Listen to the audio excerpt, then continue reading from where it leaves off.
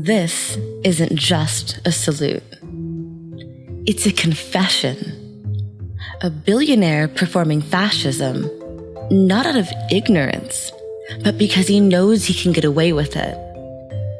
He called himself Iron Man, but while Tony Stark built a conscience and shut down his weapons empire, Elon Musk bought a platform and is building an empire of his own.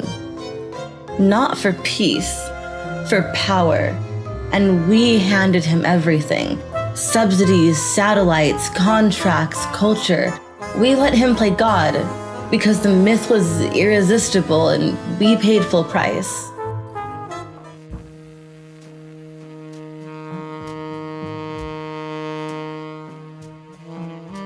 For nearly a decade, Elon Musk cloaked himself in the Iron Man myth. The genius billionaire, the futurist messiah, the man who would save the world. But here's the obvious truth. He's not Tony Stark. He's a billionaire who mocks empathy until the stock price drops. The fundamental weakness of Western civilization is empathy. The empathy exploit. They're exploiting a bug in Western civilization, which is the empathy response. Then he demands it, not for his workers, for himself. A reactionary with a fragile ego, an absentee father preaching family values, spreading his genes across a legion of children in a eugenic quest for legacy, cheating at video games, and bending media myths to serve his image. All while amplifying hate, conspiracies, anti-Semitism, and transphobia, leaving even his own family scorched by the fallout. Elon's building a political machine, one designed to dismantle the very safeguards meant to rein him in, and while he does it, he's robbing American workers blind. Propped up by the myth of meritocracy, he hides behind a mask of genius, crafted by PR and built on apartheid wealth. An oligarch posing as a visionary while the fraud bleeds through. Not the real Tesla, but the Edison of our age. A monopolist, not a visionary. Not an Avenger, but Hydra with a government contract. The villain behind the mask of the state. This isn't a redemption arc. This is a hostile takeover. This isn't the first time a billionaire with blood on his hands was cast as some kind of savior. That story, redemption through genius, private empire masses public good, has always been central to Tony Stark. He wasn't just an inventor. He was a merchant of death. But his story didn't start with innovation. It started with complicity. Tony Stark didn't begin as a hero. He began as a war profiteer. A billionaire arms dealer whose empire ran on American steel and Cold War paranoia. He debuted in Tales of Suspense number 39 in 1963, just as the US was escalating in Vietnam, a war that, for many, blurred the line between liberation and occupation. That wasn't an accident. Iron Man was crafted as a symbol of American militarism, wrapped in just enough charisma to sell it. But to understand Tony Stark, you have to start with Howard, the man who forged the mold. You see, Howard wasn't just an inventor. He was a polymath, engineer, physicist, futurist, and showman. He embodied the post-war dream of American supremacy through technology. During World War II, he co-developed the Super Soldier program with Dr. Abraham Erskine and Peggy Carter. He co-designed Captain America's vibranium shield. He even recovered and studied the Tesseract, an artifact of a limitless power. His work didn't stop with the war.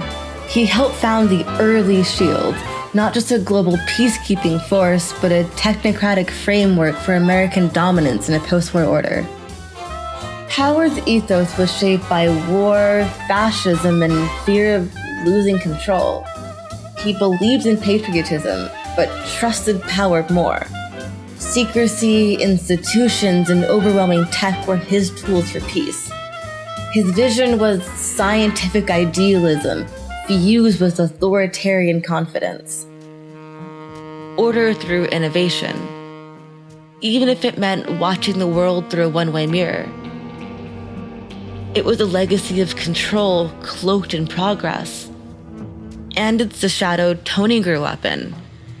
A dazzling mind wrapped in charm and recklessness.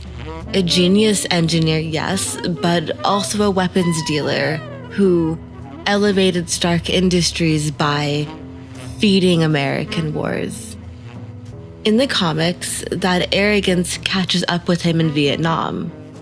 He's injured, captured, and forced to confront the consequences of his own inventions. The weapons meant to protect freedom become the chains that imprison him. Gravely wounded, shrapnel crawling towards his heart, he builds his first suit of armor, not to fight, but to survive. Not to conquer, but to escape. That becomes the turning point, the moral arc toward redemption. He comes back broken, but with new clarity. He sees the rot in the empire he helped build. He shuts down the weapons division. He refocuses not on profit, but on purpose. He becomes Iron Man, a symbol of accountability, technological redemption, and the belief that a man can rebuild himself from the wreckage he caused. At its core, Tony Stark's arc reflects some of America's deepest myths. That tech can fix what politics breaks, that brilliance can overcome systemic violence, and that even the architect of destruction can become its cure. Tony Stark didn't just build the suit, he forged a conscience. He turned legacy into responsibility, privilege into penance, and in doing so, he became more than his father's heir. He became the myth that Howard never could. But Elon, he didn't inherit guilt. He inherited blood money. In the 2008 film adaptation, Jon Favreau gave Iron Man a post-9/11 update, moving the setting from Vietnam to Afghanistan and leaning into the myth of the benevolent war profiteer turned savior. A redemption arc that mirrored America's own desire to rebrand empire as humanitarian intervention. So in 2007, just before Iron Man launched the MCU, Elon Musk invited Jon Favreau and Robert Downey Jr. to tour SpaceX.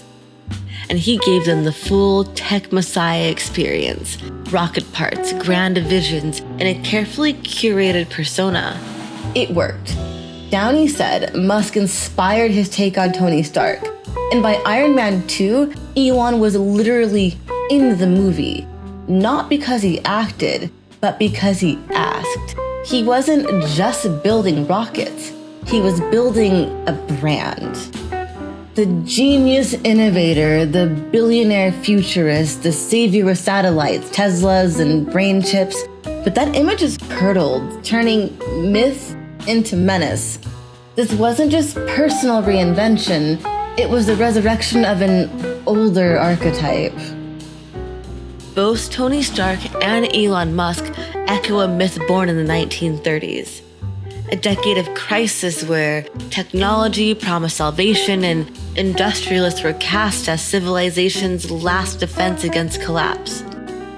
It was a turning point where the world stood between two futures: fascism and socialism. Musk's paternal grandfather, Walter Henry James Musk, was a white South African of mostly British descent. During World War II, he served with the Allies as a cryptographer in Egypt, fighting the Axis powers. His wife, Cora Amelia Robinson, was born in England and moved to South Africa during the war. And like many white, English-speaking South Africans, the Musk family supported the British Commonwealth and opposed Nazism. But that's only half the story. After the war, they lived and thrived under apartheid, a white supremacist regime built on segregation and economic extraction. There's no record of Walter or Cora opposing the system, and like many settler families, they were complicit beneficiaries, whether they acknowledged it or not. But Elon Musk didn't just grow up in a system of racial apartheid. He also came from a family that sought it out. His maternal grandfather, Dr. Joshua Haldeman, wasn't just a bystander to fascism. He was a true believer. In the 1930s, he led the Canadian wing of Techno-Feudalism Incorporated, a political cult that aimed to replace democracy with rule by unelected engineers. Under Haldeman, the group embraced fascist aesthetics, uniforms, marches, rhetoric lifted straight from the Nazi playbook.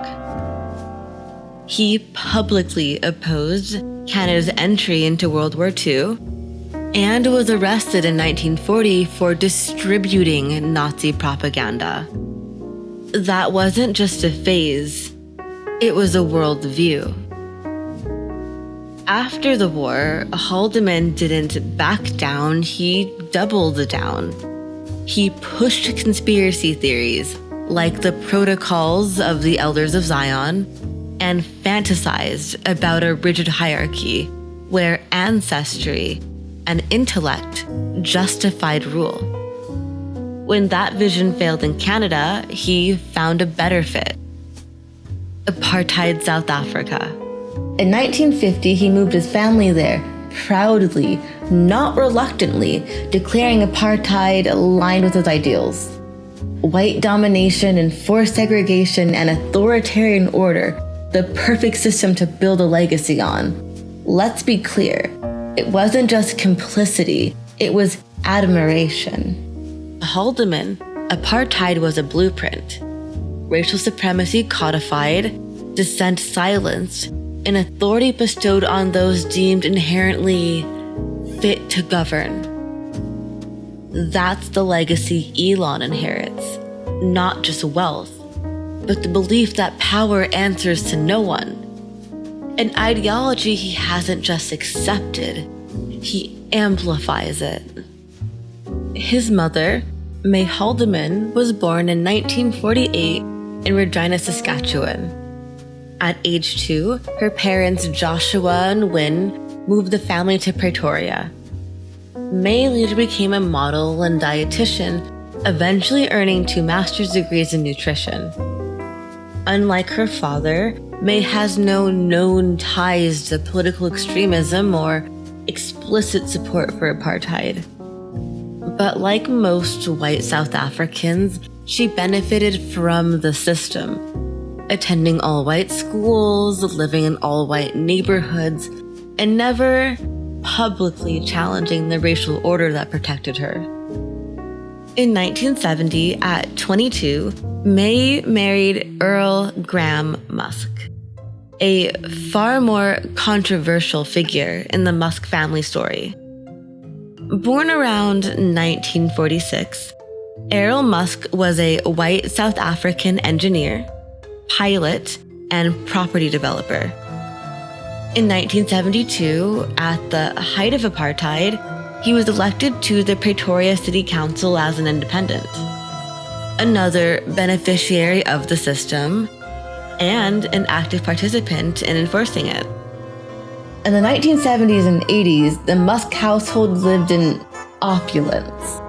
May would later describe a life of multiple homes, a private plane, a yacht, and a fleet of luxury cars. Even among white South Africans, the Musks were the upper echelon elite. Much of their wealth came from South Africa's mineral economy, In the 1980s, Elon Musk co-owned an emerald mine in Zambia, a venture that proved wildly profitable. By his own account, he once traded an airplane for the stake, then imported emeralds to sell internationally. As he put it, we had so much money we couldn't even close our safe. It was a world of access, extraction, and excess. While apartheid crushed millions, the Musk family lived behind the gates of privilege, untouched by the violence that funded their comfort. And this is where our budget Iron Man was forged.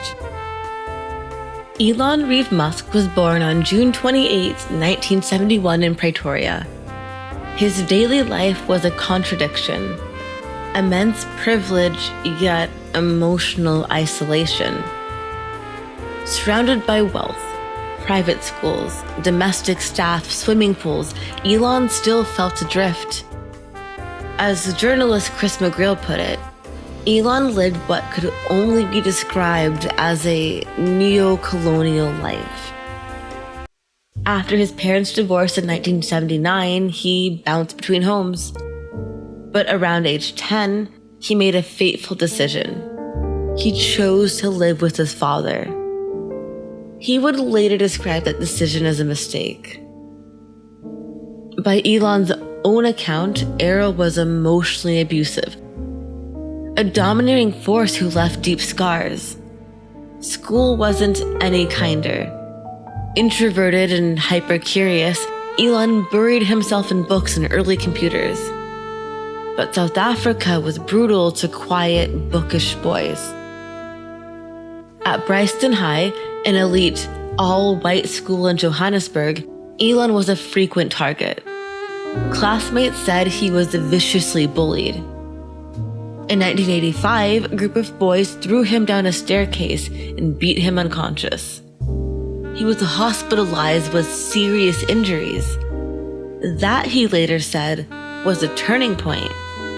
After the attack, Errol transferred him to Pretoria Boys High, one of the country's top schools. Elon finished his education there, but the trauma lingered. A neurodivergent teen, bright but isolated, growing up in a militarized racist state, set apart by class, by temperament, by ideology, Musk in many ways was a boy looking for a way out. And he found one. At 17, Musk set his sights abroad.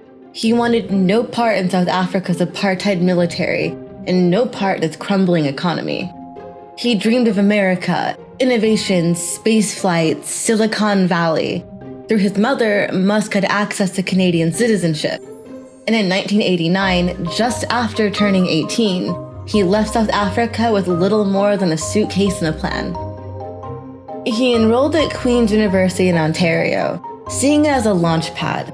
Canadian schools were easier to access, and after 2 years, he transferred to the University of Pennsylvania, where he earned degrees in physics and economics. In 1995, Elon Musk was accepted into a PhD program at Stanford, intending to study ultracapacitor energy storage. He lasted 2 days. Instead, he pivoted to tech. Years later, he explained, "The internet seemed like something that would fundamentally change humanity, and I wanted to be a part of it."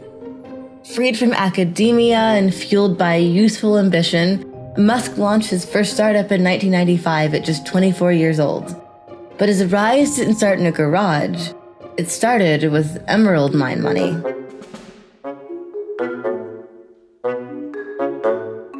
Later that year, his father gave him roughly $28,000 in seed money to launch Zip2, an online business directory. Adjusted for inflation, that's about $60,000 today. 4 years later, it sold for over $300 million. Elon walked away with $22 million.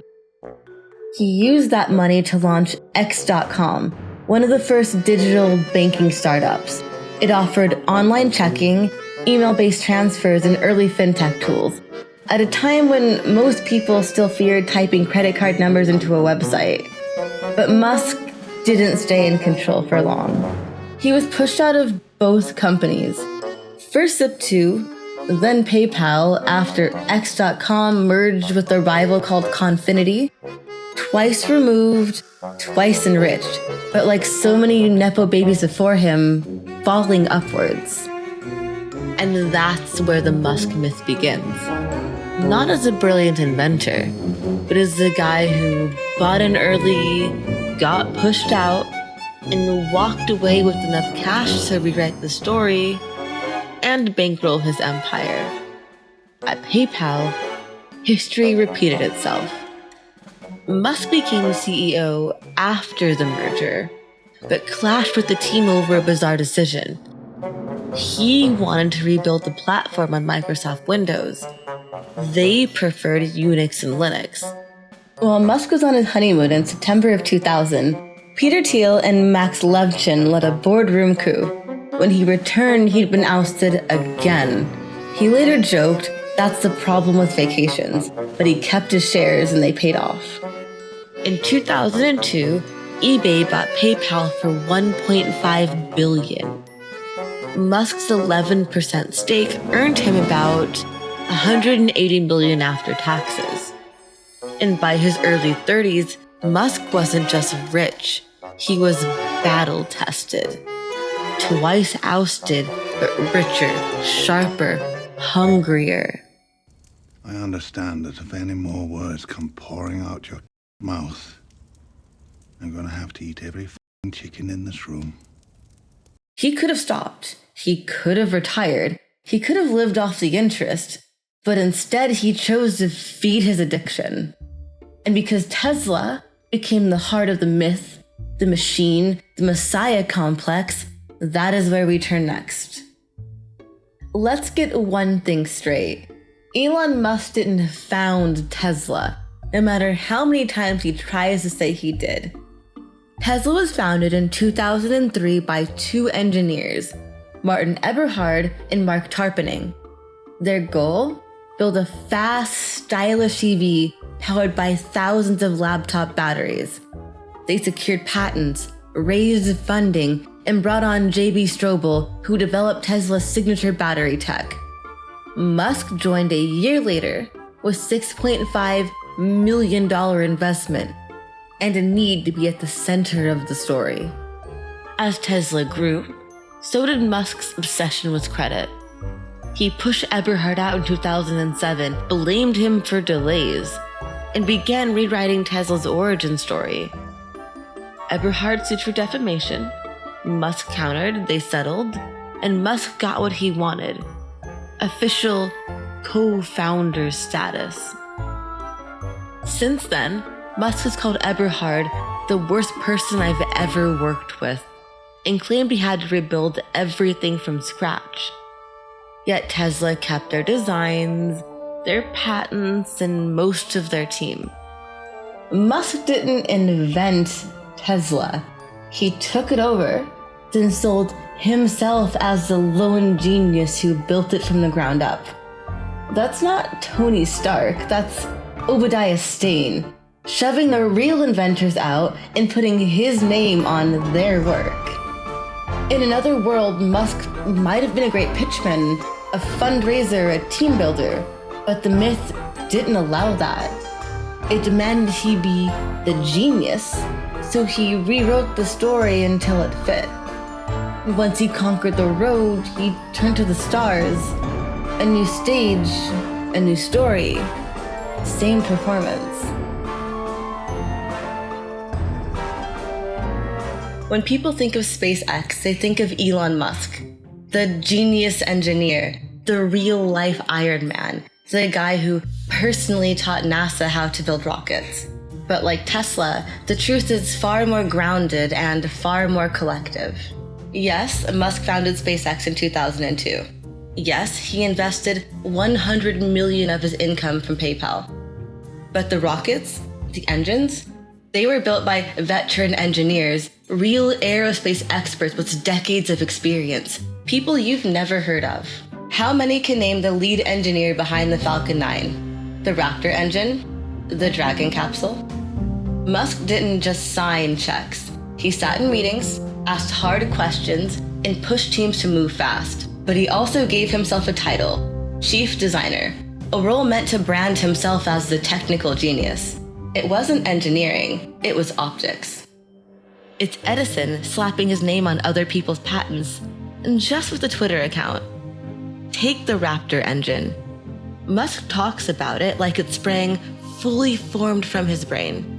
But even he admitted in 2019 it had no single designer. It was built by a team, because that's how engineering actually works.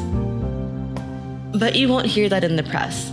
Musk has mastered the art of myth-making. He cherry-picks when to be the humble team player, and when to step in as the godlike innovator. He tweets, "Congrats to the team" after every launch, then hops on a podcast to remind us all it was his idea. It's the same pattern we saw with Tesla. Take over a project in motion, push out the builders, and rewrite the story until he's the hero. Let's be honest, if any other CEO spent half his time beefing with critics, lying about launch dates, and bragging about taking rocket design cues from the dictator, we wouldn't call him a genius. We'd call him what he is, a billionaire, a robber baron, an oligarch selling other people's labor wrapped up in a superhero costume. Neuralink isn't the story of one man revolutionizing neuroscience. It's the same Musk playbook. Extract collective labor, wrap it up in a messiah pitch, and sell it as a one-man miracle. Neuralink launched in 2016 with 8 co-founders, actual neuroscientists, engineers, and surgeons. Their goal? Build on decades of brain-computer interface research to create implants that could restore motor function and enable machine communication. Musk's role? Money, marketing, and mythology.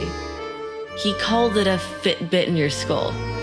Promised it would cure blindness, paralysis, maybe even merge us with AI. Hopefully not his AI. And the media ran with it. But the science? Much less flashy. That pig demo in 2020, slick presentation, but researchers had done it with monkeys a decade earlier. Behind the scenes, deadlines slipped. Musk promised human trials in 2020, then 2021, then 2022. The FDA rejected the application over serious safety concerns, brain damage, faulty batteries, surgical risk.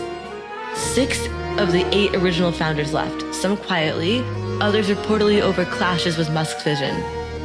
Neuralink is now under federal investigation for rushing animal trials, allegedly killing subjects to impress investors in the media. It's the same pattern. Musk inserts himself as a visionary, sidelines the scientists, and markets unfinished tech as the future. Not to advance medicine, but to monopolize credit and feed the myth of the genius savior. Musk's rise from emerald mine heir to tech mogul wasn't just a career arc. It was a decades-long rebranding campaign. Zip2 made him rich, PayPal made him relevant, Tesla and SpaceX made him mythic. But none of those ventures alone explain the cultural chokeholds he controls today. That grip came from something else. A deliberate, strategic alignment with a fictional icon, the subject of this video, Tony Stark. While Musk was building companies, he was also building a persona, not just as a CEO, but as a superhero. The suit wasn't made of iron, it was made of narrative. The media bought it. Musk became the real-life Iron Man, not just a founder, but a genius futurist who supposedly designed Teslas, built rockets, invented brain chips, and dabbled in AI. But in reality, he built something else. A carefully engineered brand. Theatrics, memes, and a high tolerance for broken promises. Want a more accurate Marvel comparison? It's not Tony Stark, it's Justin Hammer. Or worse, Hydra. Remember Iron Man 2?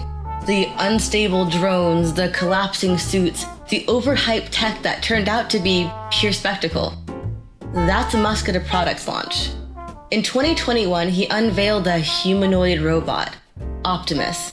The demo? A guy in a spandex suit doing a TikTok dance. It didn't work, it didn't exist. He promised a Tesla Semi by 2019. It took 5 years to roll out a handful of prototypes. He hyped up the Hyperloop as the future of transit. What did we get? A Tesla, in a tunnel, stuck in traffic. All to undermine California's plans for high-speed rail. Solar roofs, Neuralink, Mars colonies. The cycle is always the same. Overhype, underdeliver, then meme the delay like it's part of the genius. And like Justin Hammer, Musk craves power as much as he craves press. In the Marvel universe, Hammer bribes senators and flatters Pentagon officials to stay relevant next to Stark. Musk mocks the woke mind virus, bashes regulators, rails against government interference, then cashes the check. Behind Elon's libertarian posturing, corporate welfare. A 2025 Washington Post analysis found Musk's companies had received over $38 billion in contracts, subsidies, and tax breaks, 2/3 of it since 2020. This isn't new. In 2008, with Tesla on the brink, Musk personally lobbied the Department of Energy for a $465 million loan. He called every day to push the paperwork. That loan didn't just save Tesla, it made the Model S possible. Musk repaid it early and now cites it as proof of independence. But without it, Tesla might have died in the cradle. This isn't the free market. It's corporate socialism. The public takes the risk, Musk takes the reward. SpaceX runs on NASA contracts. Tesla was built with federal loans. Starlink now serves as a global military infrastructure. Musk mocks the state while becoming one of its biggest contractors. He's not a rebel, he's a techno-feudalist, ruling state-subsidized fiefdoms in space, transit, energy, and media. In Iron Man 2, Stark quips, "I have successfully privatized world peace." Elon isn't just quoting that line, he's field testing it. Like Hydra, Musk doesn't destroy institutions, he infiltrates them, embedding himself in the infrastructure of everyday life. He controls how we move, how we connect, how we communicate, and now how we might think. Like Hydra and his maternal grandparents, he believes the future belongs to a chosen few, elite technocrats, answering to no one. His policy shop Doge isn't a meme. It's a knife. It gutted oversight, defunded regulators, and rewired the state to serve private empire. Musk didn't overthrow the state, he replaced it. He decides who gets internet during wartime, like in Ukraine. His EV charging standard is becoming the national default. He's the de facto space agency. His power isn't just economic, it's infrastructural. Even robber barons like Carnegie and Rockefeller control just one industry. Musk controls several, vertically integrated, strategically entangled, and mutually reinforcing. That's Gilded Age 2.0, global, digital, and algorithmically enforced. And the kicker, he's building the political machine to protect it. Buying Twitter wasn't the end of his power grab. It was the beginning. The CFPB hollowed out. USAID gutted. The Department of Education defunded. Regulation wasn't just weakened, it was surgically dismantled. Public accountability is being replaced with meme politics and cult of personality. What we're witnessing isn't just deregulation, it's privatized governance. A billionaire with no democratic mandate now holds more unchecked power than most cabinet members. And it's sold to us under the banner of efficiency, freedom, and innovation. But whose freedom is that? This isn't just about Musk. This is about the system that lets anyone buy this level of control and then meme their way out of the consequences. The line between CEO and sovereign is already blurred. If we don't fight for democratic checks on corporate power, that line disappears for good. So when people call Elon Musk the real-life Iron Man, we should ask which one. Not the Stark who dismantled his empire, the one who kept building it faster, louder, more unstable, until we all live inside the fascist hellscape of his own design. Musk's obsession with narrative didn't stop at myth-making. It escalated into ownership. He didn't buy Twitter to save free speech. He bought it to control the narrative, to own the megaphone that shapes discourse, trends, and legitimacy in real time. He didn't just call himself a reformer. He cast himself as the only one bold enough to stand against the woke mob. He didn't deliver freedom, he delivered control. This is where Musk's Messiah complex meets the neoliberal myth.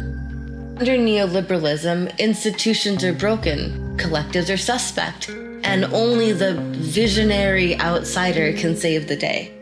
Musk becomes the archetype, the rogue genius, the billionaire savior with a private arsenal and no oversight. Tony Stark created Ultron for peace and nearly destroyed the world. Musk dismantled Twitter for free speech and unleashed chaos. Because for both, legitimacy doesn't come from democracy. It comes from ego cloaked as vision. Only I can fix it. And once Musk took control of Twitter, that belief went unchecked. He banned journalists, reinstated neo-Nazis, turned verification into a pay-to-play scheme. Content moderation collapsed, hate speech exploded, advertisers fled. Twitter didn't get a reformer. It got a chaos agent in cosplay, mistaking impulse for leadership. And when a billionaire says, "I alone can fix it," what they really mean is, "I alone get to decide." And Elon? He's decided on fascism. Thanks for watching. If you want more videos like this, hit subscribe and turn on notifications. I've got plenty more coming.